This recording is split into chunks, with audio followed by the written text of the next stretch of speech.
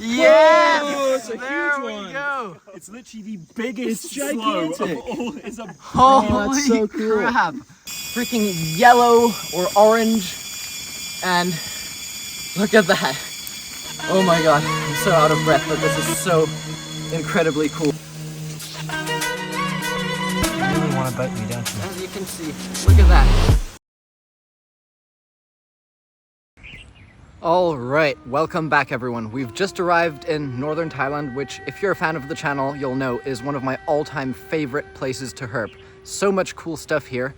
And this time we're here with a very large group. We brought a bunch of friends, including 3 vehicles, and we're going to be here for around 9 days. So potentially this could be one of our most productive northern trips to date. You can see the beautiful scenery behind me here. Absolutely amazing place to herp, and also a lot more pleasant because it's nowhere near as hot as the south. So it's actually very refreshing to walk around up here, and especially up on the mountain, it can get seriously cold at night. But yeah, a lot of cool stuff to see. Of course, the major targets, Red River Krait, Wang Haoting's Krait, various of the pit vipers native to the area, and of course the green-banded rat snake. But there's honestly so many things here, and the diversity here is completely different to what we see in most of our videos down south, so stay tuned. Alright, it's just about to get dark now. The weather today seems phenomenal for snakes. I'm hoping for an absolute snake party on the road. Whether that's going to happen is yet to be seen, but it looks very promising, so we're going to start cruising, and it should be getting dark just as we reach the correct elevation for our targets. Alright, got our first snake of the night, and it is a crooked-tailed either Lana or Unanensis. It's a male, and it is hard to tell. And also, I think he's been clipped because look, he's got prolapsed hemipenes, and the tail is really crooked, so I assume it was hit. I hope it's going to be able to survive. I'm not sure. I give it like 80% survival rate. Awesome. Alright, very good. Our second snake of the night. Boiga CF Cyanea. The northern form with the lovely full black eyes and different shade of green, as well as generally bigger on average, although this is a small one. We did see in our group chat though that the other group already got a bigger one of these, so we're just gonna scoot this guy off the road, but good to see stuff active. Very nice one. God, I just realized where we stopped. This reminds me, the same freaking thing happened last time. Tried to walk on this shit over here. You're walking from here, boss. No, I got boots in the back. Oh. I can change. Yeah, I recommend changing. I also recommend changing. My God. He was just cleaning his shoes after his fiasco, and we had warned everyone to be careful of this. 2 seconds later, look at this guy. They never listen to me. I knew it. Wah, wah, wah. I just got this thing, which had me freaked out. I was already celebrating, thinking I found Parafimbreos Lao. And of course, no such luck, just another Paraeus macularius, the mountain slug snake. This one has a quite nice white head, actually, which is what had me convinced it was Parafimbreos. But I guess if you see it, the chance of it being Parafimbreos is low, because Parafimbreos is so hard to see on a road. Anyway, most common snake up here, so let's just get this guy released and keep going. Alright, hopes are running high. We just got a message in the group chat by Rupert that says, get to the shrine area now. And usually that means one thing and one thing only. So we're kind of picking up the pace a bit, but not going too fast because we don't want to kill anything in the process. Assuming that whatever he's found, he's already captured, so very excited. On the way to Rupert, we just got another one, and it is actually a new snake for the trip. Paraeus unanensis, which also actually underwent a name change since I last showed this species. Last time it was considered to be Geminatus, but it was since reclassified and is now Unenensis, but we're just gonna hold on to this and keep driving because we're trying to get to Rupert ASAP. Barely started driving after that slug snake, and there's another Macularius right there, but he's moving off the road already, so keep going to Rupert. All right, moment of truth. Oh my god, I feel like I know what this is, but I don't want to jinx it. Its head is right on top of here somehow. I don't want to jinx it. I don't want to. I can tell by the way it's moving, at least what like family of snakes it is. I hope. Can I? Oh no. You can't. No. Put it in way too big of a bag. Oh, I got a glimpse. I think I gotta be careful bringing it. Just tip it out. Just tip it out. Yes! Oh, it's a there huge we one. go. It's literally the biggest It's slow of gigantic. all. It's a Holy that's so cool. crap! Oh, he's Where was it? Like about 200 meters up the road from here. Holy Wow. crap! All right, we've moved away from the road now, and now we can actually admire it in peace without having cars bothering us all the time. But have a look at this snake. I mean, let me stretch it out. This thing is absolutely freaking massive. Much larger than the species was previously known to reach, and absolutely in beautiful condition too. Come in close here and have a look at this. Such a gorgeous snake. Absolutely massive, and you can see the patterns on his head are already faded, which is quite common in large specimens of any species actually, that patterns will fade. Those white markings on the head are almost completely gone, and look how fat and broad that head is with those huge venom glands on the side there. That is absolutely phenomenal. I mean, what a freaking beautiful snake. And to have a snake like this that is highly venomous be so placid. I mean, this snake just doesn't care at all about anything, which is an absolute dream for handling, and not something you get to do with many species of snake that are this toxic. I mean, have a look at this. Iridescence too. He must have recently shed. Honestly, the perfect snake. I absolutely couldn't be happier. It's my second time now seeing this incredibly rare species that only probably a handful of herpers have ever seen in the wild. And it's just such a privilege to see two of them now. Very, very closely related to the banded krait. You can see it has that same stub tail, which is actually not an injury. It's not missing his tail. They're naturally have stubby tails like that, and it's said that they use that when they're threatened, they will actually move their tail kind of like a head and hope that the predator will go for the tail instead of the head. But have a look at this absolutely gorgeous Slowinski's Red River Krait. I mean, honestly, this snake made the entire trip for me. Man, I could just sit here and talk about this thing for absolute hours, but we're gonna get a bit of photography done and then get this guy released. But my lord, what an absolutely amazing, amazing snake. Gonna go find my camera. All right, ladies and gents, photography has been concluded and the time to release this beauty has come. Wow, look at that head.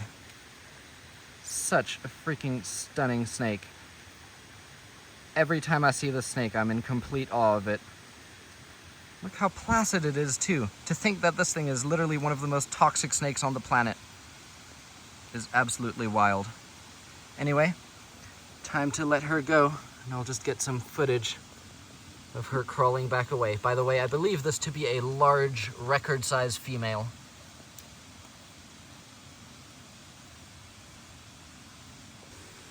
Just gonna follow her a bit and just observe her crawling around here. I mean, look at that beautiful snake. Trying to find a little hole to hide in, and it looks like she has just about found that. Oh, maybe not.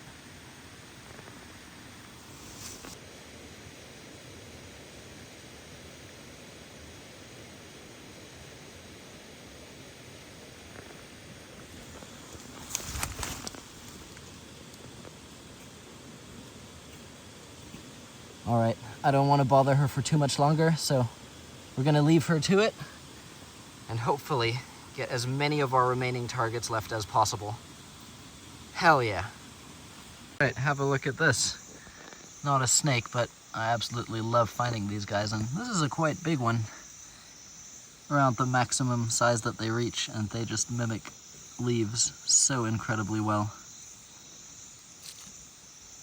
Not sure exactly which species this is, but there's also a brown species of them up here.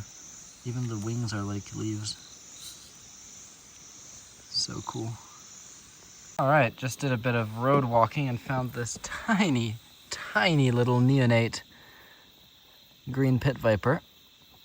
Not really sure which species this would be because even as adults they look similar, and as juveniles they're just about impossible to tell apart, at least for me. But I'll put my hand there, you can see he is very tiny and cute. And he's also got some like little white spots along the dorsal. Not sure if that's coming out well on video. That thing is tiny though, holy crap. And looks like he's gonna bite, so I'm not gonna be picking him up. Very, very cute. Alright, spotted us a snake sleeping right in there. My first thought was some sort of boiga, but to my knowledge there's no brown boiga up at this elevation, so it's probably just a Fogel's bronzeback, and it looked weird from the angle I was in. Anton's gonna go and try to retrieve it. Keep in mind that, yeah, they wake up easily if you like shake the tree by accident. Like go there without waking it up first and just confirm that it's a bronzeback, and if so, then yeah. If it's already moving, it's very likely a bronzeback. You're filming another comedy of errors. Yeah.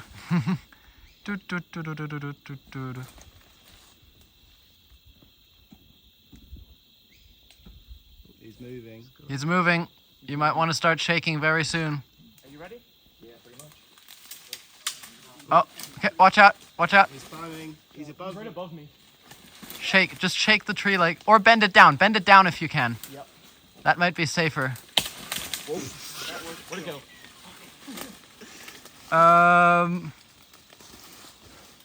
Not a clue. Right, activity has been pretty slow now that it's getting later in the night, which is quite typical for these high elevation areas, but as we were about to turn back and go home for the night, this little guy was spotted. Who found it? Anton. A nice Goniosoma ceruleum right next to a big hairy caterpillar that you absolutely want to avoid touching. Alright, get him. Ow. Yeah, These are big biters. Oh, yeah. By the way. Oh, you're gonna Wait, is someone a bit... let Anton do that, he's a bit taller. Okay. Oh, you're just so short. I don't know if I can. Yeah, just use this hook. Yeah, just... I want to get under in case it falls. Yeah, like by the neck. Yeah, but you want to go by the neck. And not too violently, like you want to get it to crawl in over the hook, and then once it gets to like... Yeah, you can like pull it away from the branch. Yeah, pull. Violently. Fling it out. There we go. Hey! Success. Hit right. Very nice. Yep. That's typical ceruleum for you. Actually fairly big. That's why I generally try and make someone else catch these whenever we find them. That's the meta for you. Because, yeah, these guys bite, and it actually kind of hurts for a snake that small. That was its own fault. Danger. Anyway, I'm relatively sure we're going to see a couple more of these throughout the trip. They're one of the good snakes, definitely in the good books, but they're not that rare. We usually get between, I would say, like 3 to maybe 6 of them per trip. Nice adult, though. Cool find. Holy crap, guys. This has to be the most gigantic freaking ovophis I've ever seen in my life. I had no idea they even got this big. It's like quite literally more than twice the size of what previously had been the biggest I'd ever seen. Look at the head on that thing. Freaking chunky. Quite rare to see these out and about. They're actually a very common snake, but they're so well camouflaged, and they'll generally bury themselves in leaf litter and sometimes not move for weeks or even months, and very rarely be in a place that is easily visible. These are quite defensive sometimes, and I have a feeling this big girl will be. Yeah, you can see as I approach there, she's already quite ready to strike. Gonna Yo. Yeah. Alright, she's cranky. Carefully try and maneuver her out of here without getting bitten. There we go.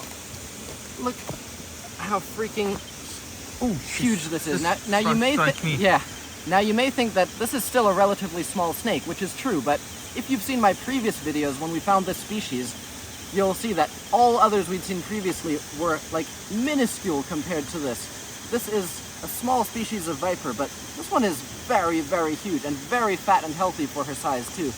I mean, this is I can feel her on the end of the stick here. A very, very heavy snake. And can't really, yeah, the stick isn't ideal. Let me see if I can very gently lift her by hand. Alright, I'm gonna gently try and lift her, but I'm gonna keep very, very safe distance because as you can see, look at that. She is just trying to let me have it, and I'm gonna respect that and only hold her for a short moment here just to show you guys her size compared to my hands. But yeah, wow. Anyway, she is big and she's going back down. What an amazing snake. I can put my hand there now and you can see the size of her. Absolutely huge. All right, heading up the mountain. It's seemingly okay conditions. We had a quite heavy downpour just before dusk. You can see everything's wet, slightly foggy, a lot of humidity in the air. Unfortunately, that often also means that it's quite cold, which isn't good, but it's not feeling too cold right now. It's about 23 degrees, so I'm sure some stuff will be active, and it's about to get dark very soon. All right, the fog has gotten way too thick right now. I can barely even see where I'm going. Hopefully that will clear up once we get to higher elevation.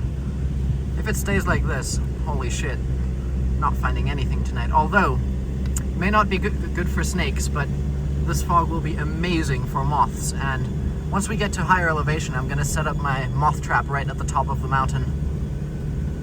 All right, dropped off some of the others to do some road walking, and as I was coming past, I actually saw the snake before it was pointed out to me out the window of the car. Up in here we've got a adult Tremorosaurus lana. Lana's green pit viper. Adult female. Possibly gravid, but no, that's just a very large food bolus. Very recent too, so probably best not to mess with her a lot because we don't want her to regurge that, but that's a pretty big female. Decent size. Very nice. I'll wait for a individual that doesn't have a recent meal to do some handling. Road cruising wasn't actually as productive as I had predicted. We did see a few things, not all of which were filmed. We're doing a hike now, just walking a bit of the road 2-hour trail. And look at this weird snail, it's got a very elongated body. Not sure I've ever seen one like that before. On the trail, no snakes yet, but we did just get this actually really cool looking bright orange crab. I've never seen one quite like this before. Rupert actually stepped on it, but it took like 0 damage, so I guess having an exoskeleton pays off. Really cool though. Very, very nice looking crab. Come on, off the trail. Got a little Wang Houting's Krait in here. We'll get him out in just a moment. There's spider webs. I'm gonna have to put my camera away for a second here. Alright, this is where it's all about to go wrong. I had just got the snake out and was trying to grab it by the head to have a closer look at it before filming the release sequence for YouTube. I brought my hand above the snake's head and was about to freehand grab it, and right as I brought my hand in close for the grab, the absolute unexpected happened.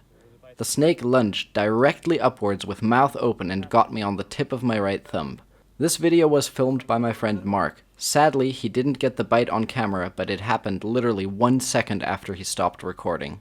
It all happened very quickly, and the only thing I clearly remember is the distinct sensation of what felt like a sharp thorn getting caught on my skin. Was it biting you? Right, have a look at what we got here. This is Bungarus wanghoutingi, one of the literally most toxic snakes in the world. And I am sorry to report there's been a truncation. I may or may not have just got bit by it. I think it's a dry bite. I don't know. It just bit me briefly on the thumb. I was trying to grab the head to carry it to somewhere else, and as I was about to grab it, like, lunged up with mouth open and got me on the tip of the thumb. Yeah, only it didn't really like bite on, but I definitely felt the pointiness of the fang like get caught on my skin. So I'm not really sure what to make of this. I think I'll be fine, but maybe it might be a good idea to go get a blood test. All right, we are in the car now, on the way to the hospital. It is, I think, like 1 or 1.5 hours away.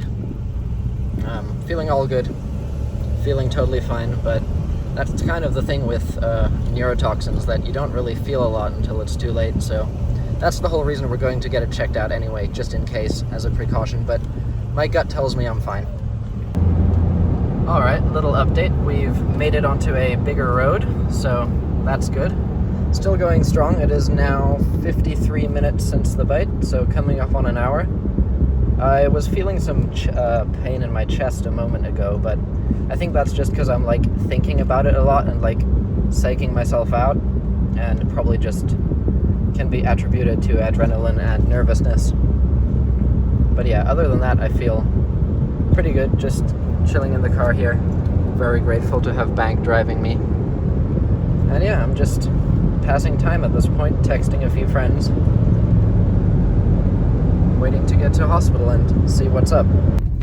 Alright, about an hour and a half since the bite now, still doing well, and we're about 2 blocks away from the hospital now, so not sure how much I'll be able to film, but I'll try my best to get some snippets whenever possible. Alright, we've arrived in hospital. Just took the pressure bandage off, and I'm hooked up to some machines, I guess, just to monitor vitals and stuff. And now we wait, I guess, see what happens. They're probably going to come take my blood in a moment as well to do a blood test. And yeah, waiting game now. Got me right under the nail, like right on the front of this thumb. It's kind of funny because you can't even really see anything at all. There's like a tiny little mark visible. I definitely felt it like hold on when it bit me, which is the only reason I'm here. Crazy how a snake that leaves a bite, which is practically invisible, can be so bad. I'm sure I'll be fine though. Alright, blood has been taken. Waiting for results now. Still feeling pretty good. No real symptoms. I think the only things that I am feeling can be attributed to adrenaline, because obviously I've been thinking about this a lot, but I feel pretty good. As it turns out, this local hospital did not have the capability to test for neurotoxins in my blood, which for some inexplicable reason they did not tell me about till after taking my blood. This effectively meant that we had no way to tell if I had been envenomated or not. They wanted to give me a low dose of antivenin as a precaution, but I refused this since taking the serum isn't without risk either. The scary thing about Krait venom is that it's highly neurotoxic, but unlike most other snake venoms, doesn't initially cause any pain. The venom is also very slow acting, and there have been numerous cases in which patients exhibited 0 symptoms for up to 24 hours post-bite. Therefore, without having a way to know if this would happen to me, I decided to stay in hospital for observation. That way we could blast antivenin the moment any symptoms started to show, without needing to take any if they don't. Alright, so far still everything all good. No symptoms yet. I'm currently in an ambulance. They're bringing me from the emergency room to a regular room where I'm going to have to stay for a while for observation. But I'm hopeful that I'll be back in the field tomorrow. Alright, little update. I didn't really film much at night because there's other patients in the beds next to me and I didn't want to be disruptive. But we are, I believe, 11 hours in now and still no symptoms, so this will probably be my last update before I'm back in the field. I think it's almost safe to say I'm all good. Alright, I am finally out of hospital. I can finally see daylight again. Feels incredibly good to be out. It did, as expected, turn out to just be a dry bite, which to me is not really a surprise. I had a feeling it was going to be a dry bite the moment I was bitten, but came in anyway because, yeah, Krait venom is no joke and not something to be messed with. So I ended up actually staying for 2 nights, I think around 35 or so hours in total. But yeah, the most annoying thing about all of this was that when I got here, I arrived in my herping boots, and upon discharge, no one could seem to find those. So I'm down 1 pair of herping boots, which is really annoying, but I guess good that I'm alive, right? Anyway, I'm gonna try and get myself a taxi back now and continue herping. Because they lost my boots, they compensated me with these very fancy hospital flip-flops. Nice little memory from this very annoying experience. Can't wait to get back into the field. This has taken way too long. Just managed to order myself a taxi back to our location, sitting in front of the hospital right now waiting for that. And I was just kind of thinking to myself, like wondering how much something like this would have set me back in the US, for example, where I know that medical care is significantly more expensive than here. So I'm gonna play a little game. I want everyone to guess how much this entire endeavor cost me. For the record, I was in hospital for 2 nights and I think around 35 hours or so in total for observation. Yeah, that includes 2 nights stay, meals, whatever tests were necessary, and a very short ambulance ride from one hospital building to another. How much do you think that costed? The person who guesses the closest will win a free t-shirt. All right, I've just arrived back on site. God, that feels good. And would you look at that? The day just keeps getting better. My missing shoes. I guess Bank must have brought them back from the emergency room after leaving me there without telling me. What on earth?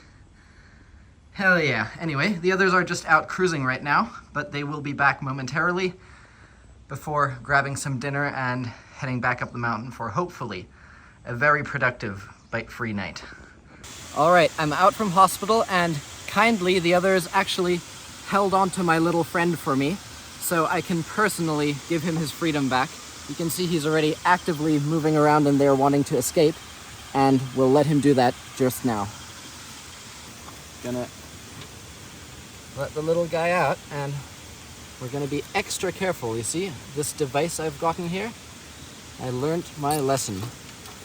All right, ooh, and he's flaily. Yeah, this is definitely an oddball Krait. I mean, he is not trustworthy in the slightest, and I'm gonna be very careful not to have a repeat, because I highly doubt I would get so lucky the next time. This snake could easily put me 6 feet under, and it came creepily close to doing just that the other day. So without any further ado, we're gonna let this little guy go right back in his habitat.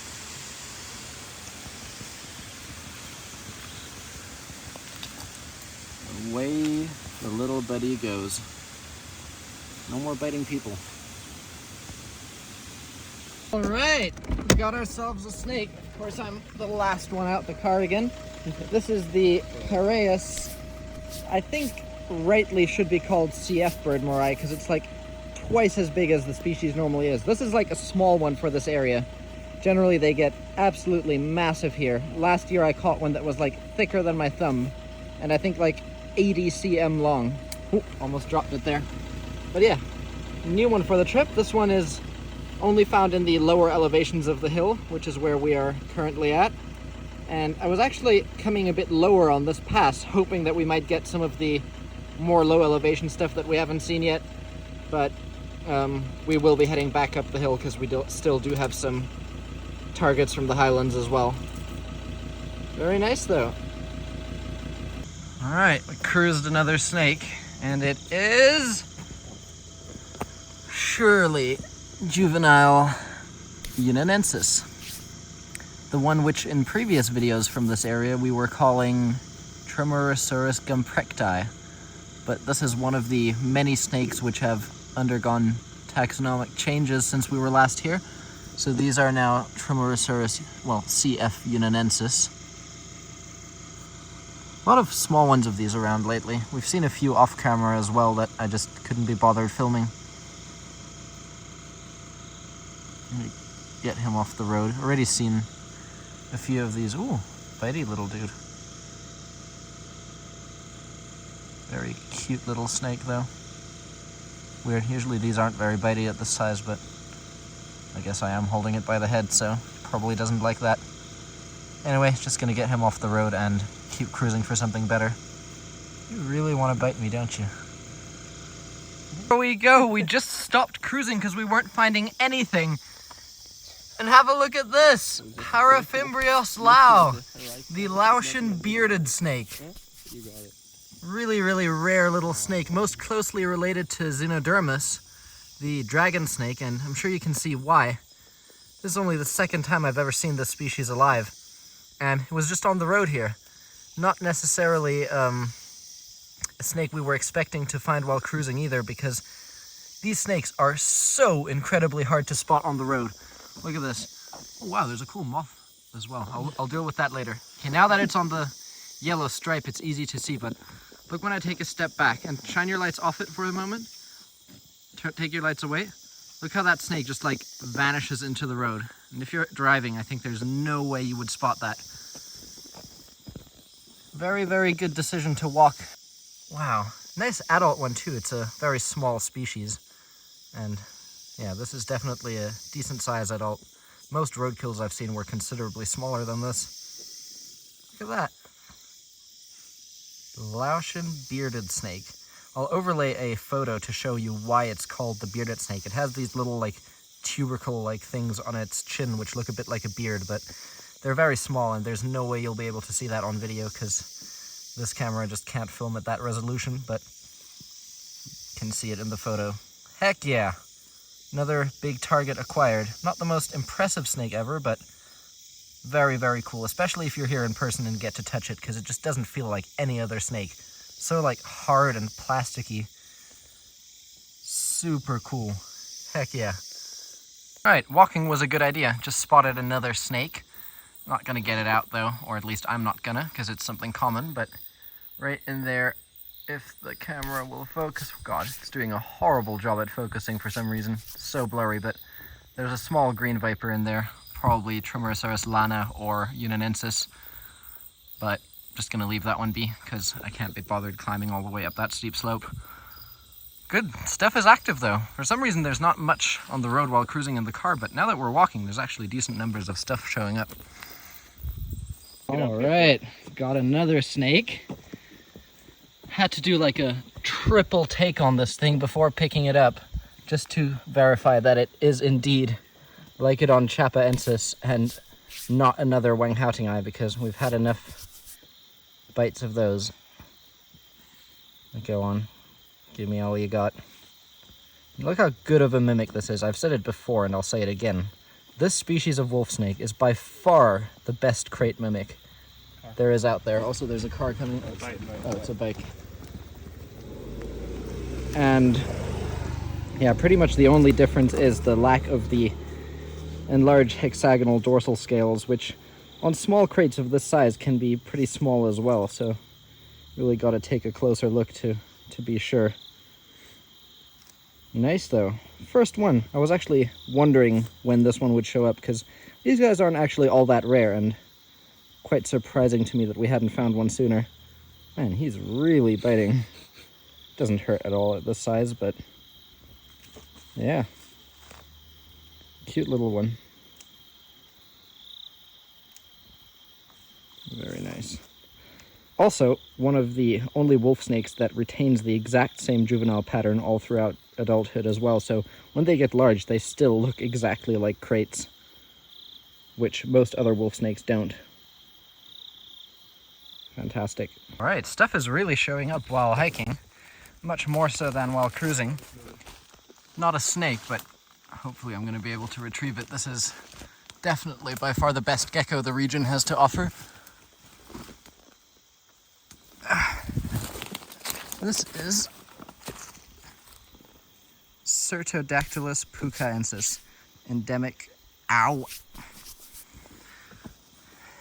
endemic little gecko to the area, and definitely one of the better looking certs out there. I mean, look at that head pattern.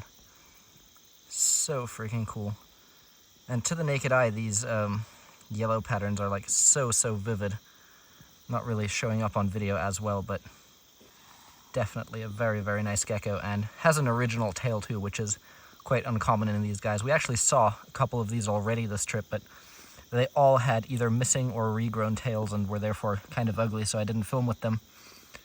This one's nice though. Sweet. Look at this goofy caterpillar. So freaking cool looking. I believe this is one you wouldn't want to touch, so I will not be touching it. But it literally reminds me of like one of those feather sea stars. Very, very similar in appearance. Quite big. I've seen caterpillars like this before, but they were always way smaller than this one. Never knew these guys got that big. Wow, have a look at this, guys. My second time seeing this species, and actually a very, very special species, because if you remember last time we found this, we were calling it like Cynomicrurus CF McClellandi or CF annularis, because it was actually a bit uncertain what it was, because obviously it greatly resembles McClellans, which are well known from the country, but if you look closer, it's way more slender and elongated, and the head is proportionally a lot smaller than typical in McClellandi, and that, our suspicion, has now been confirmed. Some researchers actually looked into it and found out that it is indeed actually the annulated coral snake. Very new record from Thailand to have it confirmed from here, because previously this is a species that wasn't known from the country. And my god, look how freaking beautiful she is. This is a adult for the species. They don't get nearly as big as McClellans do either, but of course they are relatively similar. But look how dinky that head is. Even McClellans have a fairly small head, but that is just exaggerated on these even more. And also, another thing that I find is quite different between these is that if you look at it from the top, look how the head is like distinctly slightly wider than the neck, protrudes outwards, which is not the case as much on McClellans. Very, very, very cool little snake. These guys are venomous, and although not much is known about their venom, it's suspected that these are actually quite toxic and potentially fatal.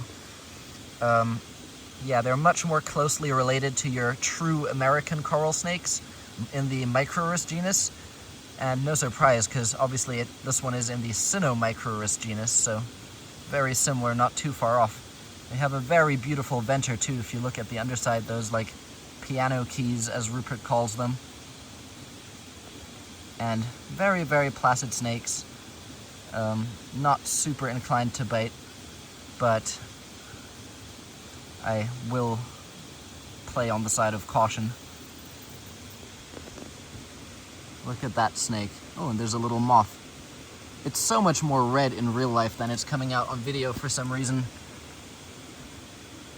Absolutely tiny little head. Look at that. Absolutely minuscule snake. And when they get defensive, they will, just like the blue corals and stuff from the south, will curl and raise their tail. But this one is actually not feeling threatened at all, and as you can see is just minding her business, not really paying much attention to what I'm doing at all. But have a look at this. What a freaking beautiful snake. One of our big targets, of course. In any area we herp, all of the elapids are always major targets, because they're generally some of the harder snakes to find. Look at that freaking beauty. So darn good. Alright, I'm probably going to do a bit of photography with this girl, and then we're going to be releasing her. Very, very nice.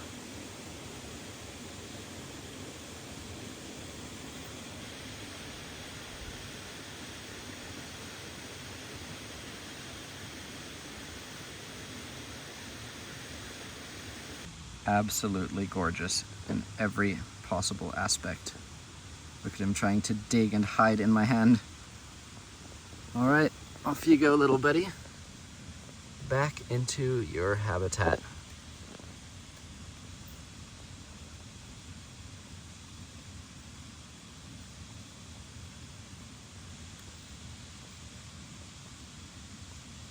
And just like that, it vanishes and you'd never know it was there.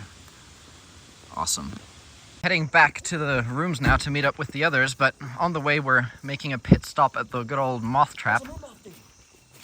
Wow, there is! Anyway, for the first time ever, that's a female. Wait, no, it is a male. It's a male, David. For the first time ever, we've got 2 moth traps running at the same time. One here and one back at the rooms. There is one on this side too. I don't know if it's a moon moth or... There is! Wait, where? Look at this! We trapped 2 freaking moon moths. 3! 3!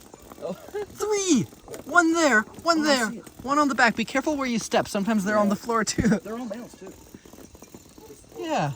Holy shit! 3 moon moths! So many too! Wow! Let me just like scout around. All the same species, I believe, from what I can tell. That's definitely Actias selene, the Indian moon moth. So is that. And let me get a better look at the one at the back again. Just gotta be careful not to like step on 3 moon moths so far. Yeah, and there's another selene male there. Wow, and a little rhino beetle. That is what I call a resounding success. Honestly, best moth trap success since I began moth trapping.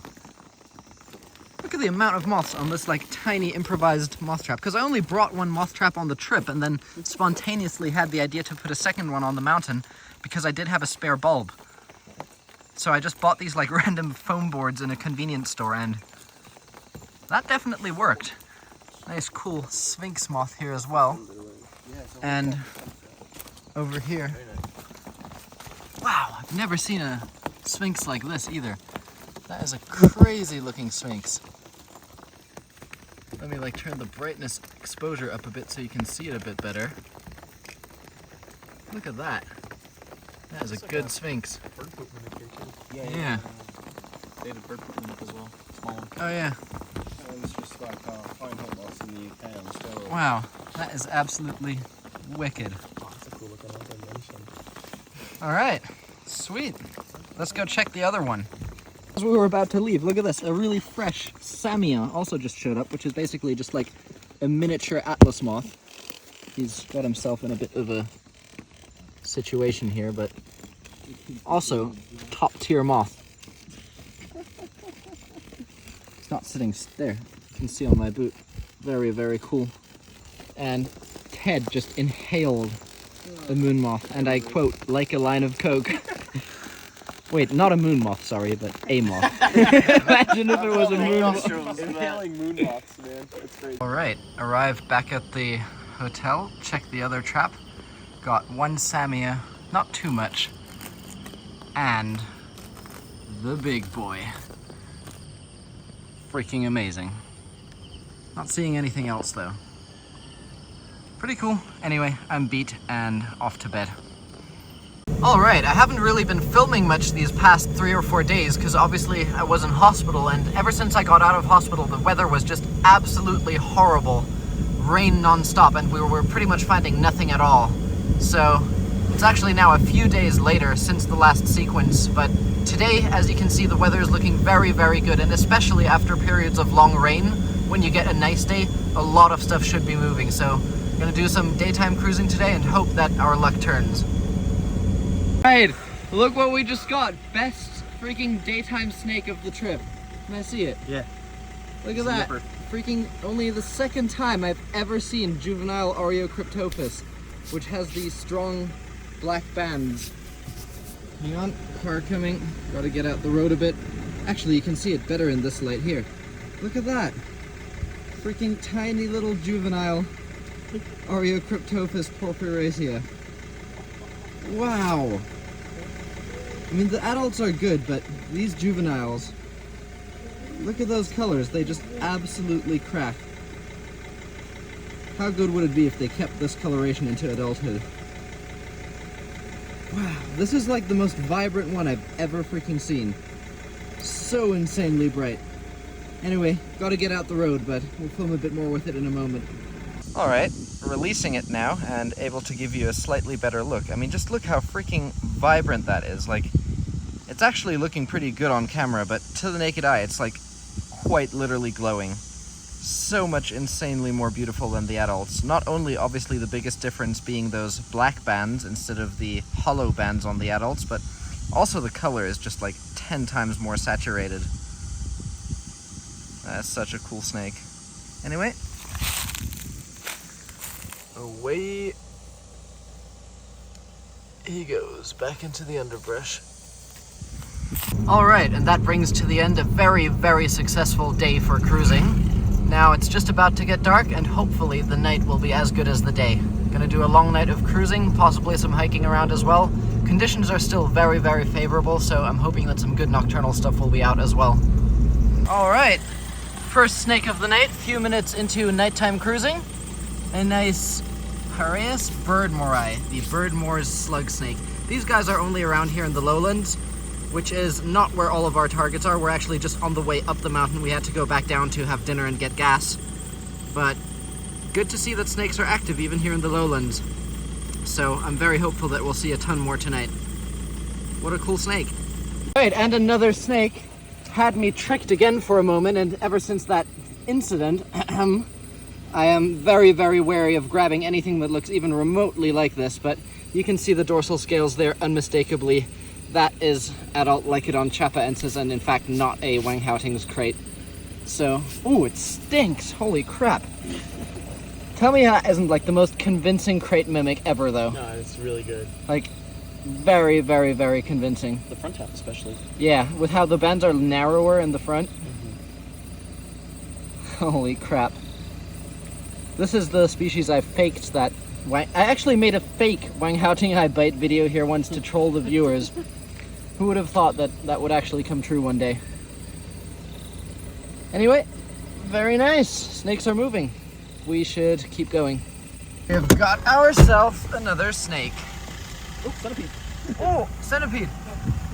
Oh. Wait, keep that thing away from the snake. No, shoot. All right, what are you? It's a male, I think. Wait, stay still. Black bands though. It's got kind of like not deep red eyes. I feel like this could... I think this is male gump. I mean, Unanensis now, sorry. Previously gump. It do look like a bit gump-like. Like on the males, you can like see yellow creeping in from the sides of the red. Let me... But he keeps moving. It's like hard for me to see. Hang on. Yeah, you can, wait. You can see on the sides of the eyes, there is like some yellow coming in from the sides. I'm not sure, but I think that is male Unanensis anyway. Gonna let this guy go and get him moved off the road. Very common, but nice snake, of course. I prefer finding the females of this species because they're visibly much more distinct from Lana, but either way, cool snake. Another snake has appeared, not a very good one though. Piraeus macularius. This one has a quite nice white head actually. I'm gonna try and keep handling to a minimum though, because it's definitely gonna try and musk on me and I want to avoid that. So I'm just gonna like usher it off the road. Alright, go. Another snake has appeared. Oh, big boy. Seen quite many of these this trip. Last trip they were weirdly absent. We did get a couple, but nowhere near the amount of this time. Before you move, these already. Neat though. Just follow him. Just gonna follow him.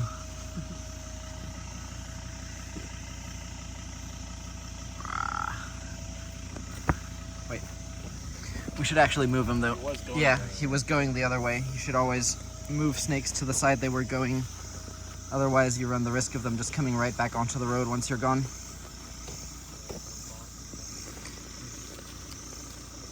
Snake while cruising, but not on the road. Close the door. Oh wait, never mind. And it is Piraeus unanensis. Quite big one actually. Jesus, that thing is cold. Feels like holding a snake that came straight out the fridge. Really pretty one though. Ah, that's a nice one. Yeah, got those nice like black patterns on the neck. And he's not twitching around as much, probably because he's like freezing cold. Nice big one though. Awesome. Well, get that guy released and time to find a good snake. It's been a while.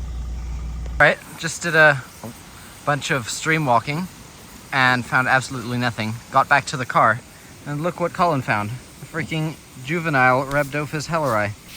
The red-necked keelback. Species with evidently very, very bad venom, but they're rear-fanged, so as long as you don't let them chew on you, it should be okay. But based on what happened to my friend, I'm gonna, be even more cautious than typical. You can see it's a juvenile by that nice black collar, which in adults will disappear, and it'll just be that like grayish-green head that transitions directly to red, and that black followed by yellow will eventually vanish. These guys are quite venomous, as mentioned, but also poisonous, which the toxins they absorb from native toads and then repurpose those. Very cool. Generally not a very bitey species. Some individuals will bite, but this one I think is quite placid.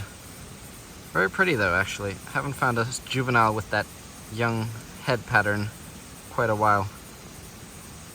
Very nice. Yet another Paraeus macularius. Been seeing a lot of the nice white colored ones this trip. Not all individuals have that. Some have it very faintly only.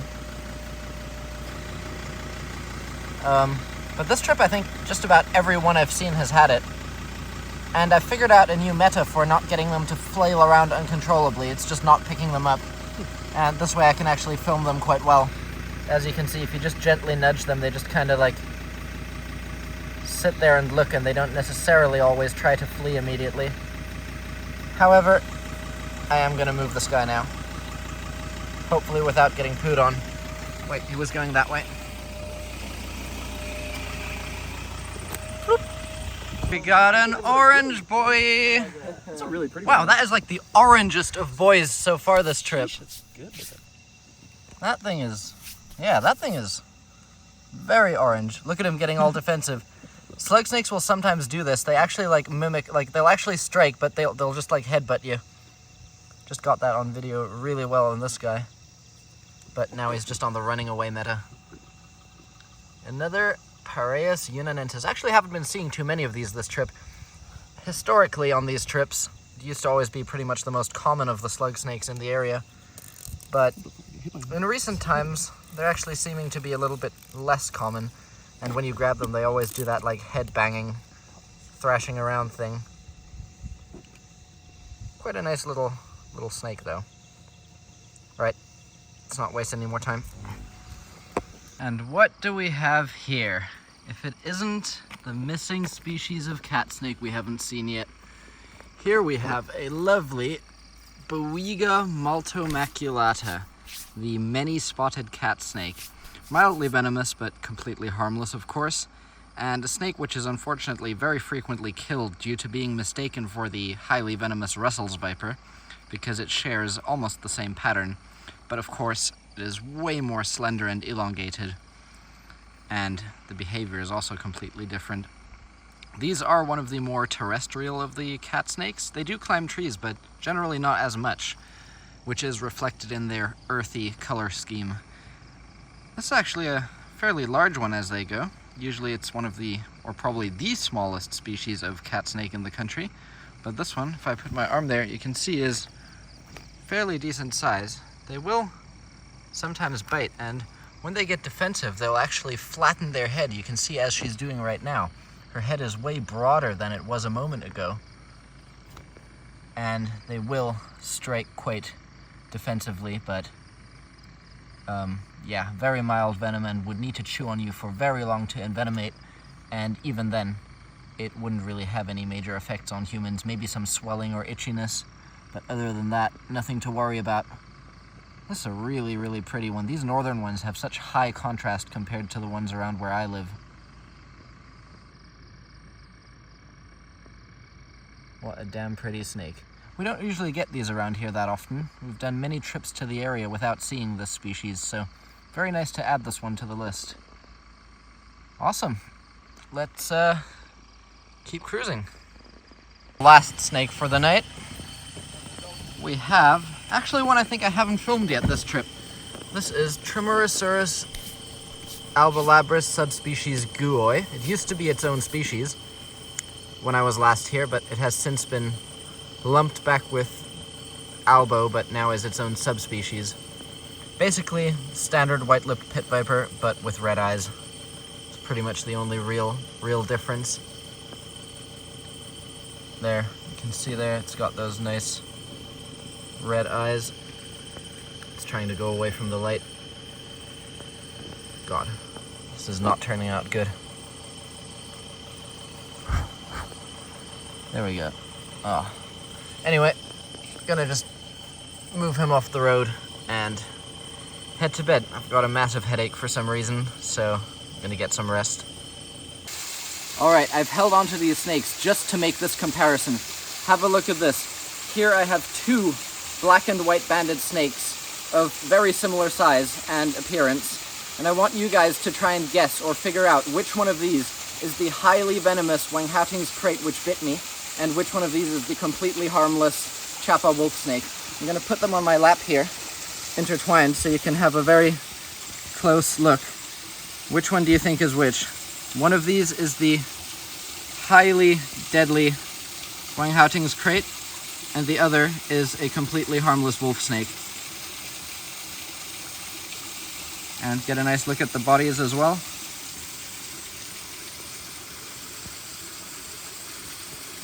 There we go. Put your guesses in the comments. I'll give you a few moments to lock in your answers, and then I will reveal it shortly. So yeah, just comment either left is the wolf snake or left is the Krait, or vice versa. Which one do you think? Anyway, 3, 2, 1. All right, if you guessed that this one here is the Wanghaoting's Krait, you would be right. But have a look at that. At a glance, they are truly so incredibly similar looking. And come in here, I'll show you next to each other how exactly to tell them apart. All right, Colin's gonna give me a hand here to help illustrate this. Have a look at that. If you look at the dorsal along the spine, you can see that the Krait has the enlarged hexagonal scales, and the wolf snake just has those same fish-like scales that go all around. But on the Krait, you can clearly see those much larger single row of hexagonal honeycomb-shaped scales, and that is the only guaranteed way to tell a Krait apart from one of the mimics. Color and pattern is an indicator, but it's variable in both of the species, so it's never a sure way to tell. Alright, we're gonna get these guys released. Just wanted to give you guys that comparison. And the other team got this fellow here last night, probably one of the most beautiful adult Oreocryptophis I've ever seen. Not very bitey, this one, but I have been fiddling with it for a bit, taking a couple photos. Also, very, very red compared to most. Super cool that we got to see adult and juvenile on this trip, and here you can see now, after seeing that juvenile, how nicely hollow the bands are in adulthood. What a gorgeous snake. Anyway, time to release this guy. They just held onto it to show us. And yeah, beautiful. All right, check this out. Another freaking red-necked keelback. This one's actually, because it's during the daytime, you can see it's actually flaring up nicely, but we are in a hurry because we're actually on the way out to the airport now, so just gonna let this one go. All right, guys, have a look at what we just pulled off the big main road. We've brought it 500 meters here down the road, away from all the traffic. Unfortunately, we didn't get anything usable on video for the catch, because when a king cobra shows up, it's always pure chaos. We were scrambling to get it and also to make sure it didn't get hit by any of the passing by cars. But have a look at this, a freaking huge, full black northern king cobra. I've seen only one northern king cobra in my life before, and that one was a juvenile. But look at this, full black body. It completely lacks the yellow banding. The only banding that you can see is actually in between the scales, but the scales themselves are completely black. Almost like a melanistic animal, which is very, very uncommon. I need to catch my breath. All right, guys, have a look at this. I've got someone behind camera now doing a bit of distracting so I can actually properly show this to you, but look how freaking huge this thing is. As far as kings go, it's obviously nowhere near maximum size, but that's because most large kings are the southern species, which generally gets much larger. But for a northern king cobra, this is an absolute freaking monster. I mean, look at this. I'm 6 foot and she is way longer than me. Look at that. I'm holding her far above my head and nearly half the snake is still on the floor. She's actually quite relaxed now. She was super crazy when we caught her and I'm still all shaken up from that. Just use your body. All right. Got Anton behind camera doing some master distracting, and I'm gonna try and see if I can shortly lift her up without like dying. But I think she's all right. Look at the throat on her too, bright freaking yellow. Northern Thai king cobra. You can see that for her size, the head is actually relatively small, which is a good indicator that this is a female. If I look at her tail, it's also quite short and tapered. So I'm pretty sure this is a female, but look at that beautiful hood marking, those chevrons. So good. But as you can see, the scales themselves are actually all black, whereas most northern kings will have banding along the body. But you can see when she's not expanded, the entire snake is jet black. And it's only when I stretch it, the skin between the scales that has the banding. Okay, let me see if I can hold her up one more time. A bit better for the video. Have a look at this freaking king cobra, guys. Oh my word, this is truly a dream come true. My favorite ever locality of king cobra, and we got a freaking huge one. Super lucky too, we got her right as she was about to come onto the road, and there's actually a lot of traffic on this road, so there's a good chance she may have ended up as roadkill. But look at that throat. Freaking yellow or orange, and look at that. Oh my god, I'm so out of breath, but this is so incredibly cool. I actually very nearly got bit when we grabbed her off the road, and I thought she would actually be quite a nightmare to work with, but I guess while bringing her over here she calmed down quite a bit and is now actually quite manageable. But look at the thickness of it too. It's like thicker than my freaking wrist. That's another difference between these and the southern king cobras. The southern king cobras on average are far longer, but way more slender, whereas these northern ones, the actual head to tail length isn't as long, but the thickness, they're just such chunky, heavy snakes. I mean, this snake is freaking properly heavy. Look at this freaking snake, so thick and chunky. And holy crap. My arms are like shaking from tiredness of holding up this weight. Doesn't probably look nearly as big on video as it feels in real life, but holding this snake up even for a few minutes, it's a real workout. And look at that freaking hood pattern. Holy crap. Also the head, so gorgeous. The males from this locality during breeding season will develop a bright orange head on top, but the females, of course, they keep a bit more dull and reduced color, but still, this snake is just, this is something else. Holy crap. World's largest species of venomous snake. Incredibly rare, and they're very smart snakes too, and they're generally very good at avoiding people. So sightings are very few and far between, and large individuals like this are extremely rare as well. Anyway. Car is coming. Yeah. There's a car coming, so we're gonna let this girlie go and just let her cruise on off into the ditch here. Just follow her with the camera. And there she goes, back into her habitat.